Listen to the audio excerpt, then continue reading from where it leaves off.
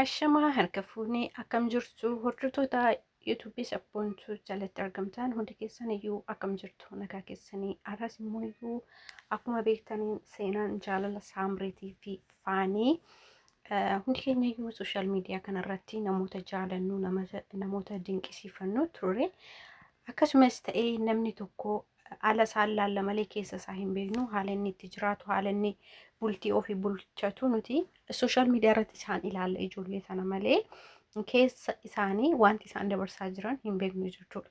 Kanaafuu dubartiin takka immoo wanta jireenya ishee yookiin bultii ishee jaalatteetii miti kan diiguu dandeessu jechuudha. Yoo miidhaan adda addaa yeroo mara si'a tokko bicha osoo hin ta'in si'a lama si'a sadii dagaagamee ilmi dhiiraa tokko akkamitti intala shamaraa tokkotti harka isaa fuudhee yookiin rukutuudhaaf yookiin akkasiin sooshaal miidiyaa adda addaa irratti dubbachaa jirtutti akkasumas keessa hudhee na rukutee booksiidhaanii jettee intalli tun har'a gara miidiyaa hawaasa isheetti irratti baatee even yeroo baay'ee hin dubbattu jechuudha wanta inni irratti raawwataa ture jechuudha. Garuu inni tadagaagaamiidhaan bahee viidiyoo yookiin isheen ijoollee koo na dhowwattee yookiin ijoollee kiyya na dhowwattee akkas jedheeti. Dhiirri tokko yeroo isin isa caaltanii argamtan yeroo isin isa ol taatanii argamtan namoota kanaa yookiin intala tanaa akkatti kuffisu jedheeti kan inni yaadu jechuudha. Maaliif intalli tun har'a jireenya ishii diigdee baate malee ijoollee ishii ashufeetti hin ganne jechuudha. Ijoollee ishii sassaabdetti eegaa yookiin sassaabdetti daa'ima ishee guddifachaa jirti jechuudha.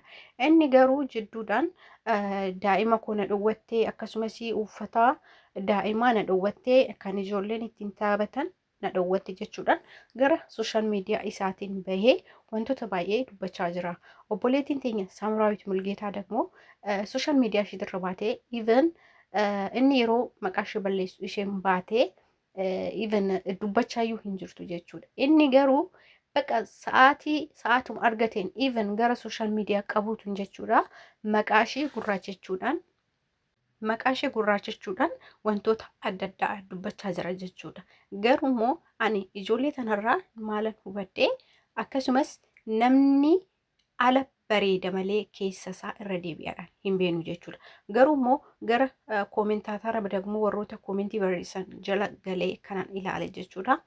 Baay'ee wantoota hamilee nama cabsu jechuudha. Ati daa'ima ta'e deessee daa'ima ta'e gattee maal jedhanii obboleettii teenya tana Saamraawit Mulgeetaa arrabsaa jiru jechuudha. Obbolaa koo shamarranii wantoonni kun hunduma keenyarraayyuu wanta ga'u ilmi dhiiraa tokko kaayyoo isaa yookiin alaamaa isaa hanga galmaan ga'attuuti. Erga galmaan ga'ateen booda nuti garuu ijoolleen shamarra taane jechuudha. Ijoollee kiyyaaf maalan ijoollee tiyyaa jedhee maafan bultii kiyya diigaa daa'ima koo maalan godha jechuudhaaf tidaarii keessan keessatti haarsaa hedduu kaffaltanii bultii keessa san akka hin diigneef wantoota hedduu keessa seentu jechuudha. Even mucayyoo tana akka hundi keenyayyuu miidiyaa kanarratti beeknutti jechuudha. Isaa jettee waa hunda dhabdee, isaa jettee haadha isaatiin walloltee, isaa jettee waa baay'ee dhabde jechuudha. Osoo beekee jechuudha mucaan kun jechuudha. Har'a mucayyoo tana mataatti baattee ishee bulchuu qabaayyuu malee akkana bahee maqaa ishee balleessuudhaan sooshaal miidiyaa qaburra yookiin manoota bakka isheedhaaf hin malle hunda deemee maqaa ishee balleessuudha. Even yeroo gaafii gaafatu ati namoota sooshaal miidiyaa kanarra balleessuu barbaaddu nama sadi yaami jennaan gaafii gaafannaan namoonni ishee tokkoffaa irratti nama akkanaatan jibbaa, lammaffaa irratti jiijiin jibbaa, sadaffaa irratti Saamraawitin jibbaa yeroo jedhu taa'ee nama dhaggeeffachaa ture jechuudha. Namni kun sammuun isaa hangam akka yaadu isinii galee hundi keessanuu jechuudha. Osoo namatti quba hin qabiniin dura namni kun mucayyoo tanaa jaalala ammamiiti isheedhaa qabaafi hangam parsantii hangamitti ishee jaalata jettanii yaaduu qabdan. Maaliif hundi keenya shamaraa booda wanna nurra ga'u hin beeku isinii galee intalli shamaraa takka dagmoo akkana sooshaal miidiyaa irratti baatee yeroo ishiin bochuu yeroo argattan jabduudha. Ati nuuf hamilee nuutaati jettanitti obboleettii teenya tana jajjabeessuu qabdan malee irratti baatanii duuluu hin qabdan jechuudha. Inni Itoophiyaa keessatti even mana ijaaraa inni mana taa'eeti isheen bakka dhiiratis bakka dubaraa sanis ooltee galti jechuudha. dhugaa rabbii waaqayyoon wanta akkanaati hunda keenya iyyuu nu haa baraaru jechuudha. Manoota keessa jechuudha dhiira akkamiiti jira namni tokko gaa'ela nan dhaabbadha jedheeti gaa'ela hawwina malee gaa'ela jechuun abidda jechuudha. Namoonni abidda keessa gubachuudhaaf abidda ramaxatti nama deemu jechuudha. Kanaafuu obboleettii keenya tanarratti duuluu dhiisnee mucayyoon tun maaliif daa'ima ishee kan isa bira goote?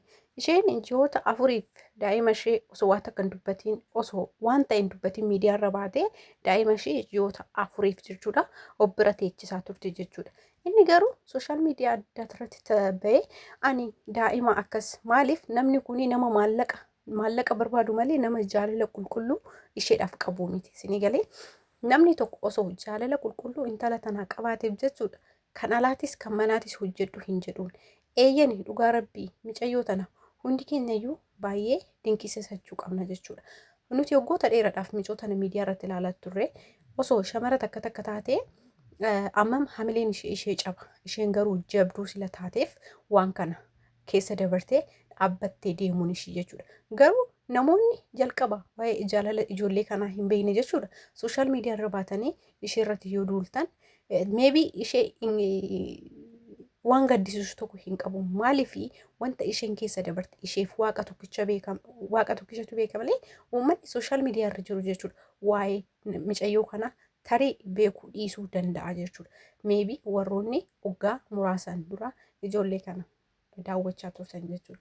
Kanaaf keessattuu dammoo ijoollee shamarrarratti hin duulina. Maaliif hundi keessanuu booda dhiira wajjin jiraatu jechuudha. Yeroo dhiira wajjin jiraata sanitti jechuudha dhiirri waan barbaadu san hanga sanarraa argatutti bifa bareedina har'a qabnu kun waggoota 2 waggoota 1 namni tokko hanguma umuriin isaa dabalaa deema bifti isaatis hangasuma jijjiiramaa deema jechuudha. Namni jaalala qulqulluu bara kan hin jira jedhee kumaa yoo tilmaamee jiraate no hin tilmaamina. Jaalalli dhugaa hin jiru jaalala maallaqaa malee jechuudha. Wantoonni kun taqaaraanidha. Dhiirri yeroo bultii ofii isaatiif kan dhiirri tokko bultii ofii isaatiif kan hojjetee galu yoo ta'e shamarri duriyyee taate jechuudha. Dhiirri dagmoo akka Faanuweel jedhamu kuni maallaqaaf qofa kan nama jaalatu. Shamarri takkas immoo yeroo dhiiratti hiiqxu maal qaba jettee yookiin qabeenya isaa tilmaamtee kan gaa'ela keessa galtu ta'a. Garuu gaa'elli isaanii sun immoo waggaa muraasa keessatti jiguu danda'a. Maaliif kanumarra garuu amanummaadha. Jaalala dhugaa maaliif walii qabaatanii hanga dhumaatitti maaliif waliin jiraachuu dadhabanii? Garuu intalli tun waan baay'ee isaaf obsitee sila dabarteef bakka kana geesse. Garuu immoo biddeen iyyuu yoo namni nyaatee quufe jechuudha. Yoo garmalee dubbii fi jechoota isaa ulee isaa waan hundaa dandeessee dabarsitee garuu waggoota 7 isa wajjin turtee waan baay'ee waliin dabarsite. Garuu inni isheen waan isaa taateef san hunda isaa dagateeti har'a. Garuu inni ati bakka seentu hin qabdu. Haadha teetinis walloltee jirtaa. Yoonyumtuuyyuu si ofitti sin qabu. Amma adabadhu jireenya kee keessa jiraadhu jedhee obboleettii teenya tana Saamraawit yookiin sodaachisuu yookiin uleedhaan akka barbaadetti rukutee jiraachisuu barbaade. Garuu namni baratee kufee hin kufu namni baratee kufee hin kufu kan jedhan suni waan kanarratti amanee jira. Garuu shamarroota meeqatu laata bultii kiyyaa jettee mataa ishee gadi qabattee jireenya hin taane keessa jiraachaa jirti. Fakkeenyaaf namni bultii koo jedhee alasaa ifaa keessa isaa dammoo akka shaamaa baqaa kan jiraatu yookiin imimmaan isaa cobsaa kan jiraatu meeqa yaa ta'u laata? Garuu obbolaa koo ijoollee shamaraa wanni sooshaal miidiyaarra namni tokko bahee seenaa manasaa seenaa Ina abbaa manaasaa abbaa ijoolleen ishee Saamraawit Faanu'eel yeroo obboleettii teenya tana har'a akkana wajjiniin inni mana ijaaruu qofa yaada malee jaalala